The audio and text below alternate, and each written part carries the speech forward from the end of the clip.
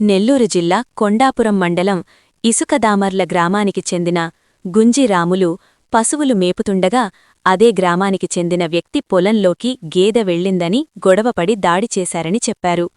తన భర్తను ఎందుకు కొట్టావు అనడిగిన రాములు భార్య అంకమ్మపై దాడి చేశారని వాపోయారు. గాయపడిన ఇరువురు కావలి ఏరియా ఆసుపత్రిలో చికిత్స పొందుతున్నారు. ఈ ఘటనపై కొండాపురం పోలీసులు దర్యాప్తు చేపట్టారు. కర్ర తీసుకొని వచ్చి పాటను కొట్టిండు నన్ను. నేను బతిలాడిన. Dealer Cheenu, Mudireddy Cheenu dealer.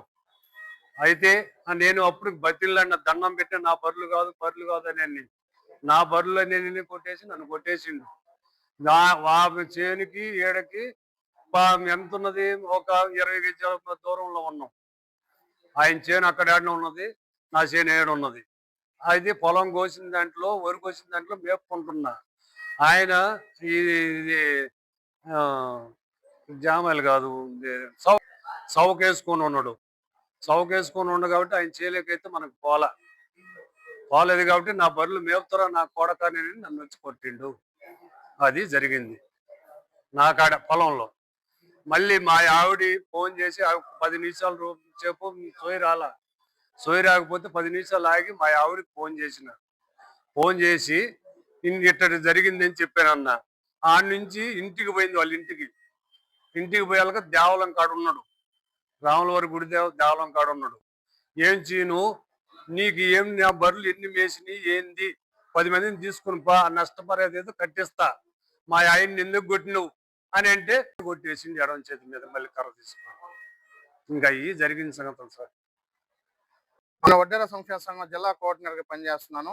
ఈరోజు కొండాపురం మండలం ఇసుకదామం గ్రామంలో కొంతమంది వడ్డేర్లపై కొంతమంది అధికార నాయకులు, వైసీపీ నాయకులు, లేకపోతే టీడీపీ నాయకులు, ఈ శ్రీనివాసరెడ్డి అని, డీలర్ శ్రీనివాసరెడ్డి అనే ఒక వ్యక్తి ఈరోజు దాడి చేయడం జరిగింది.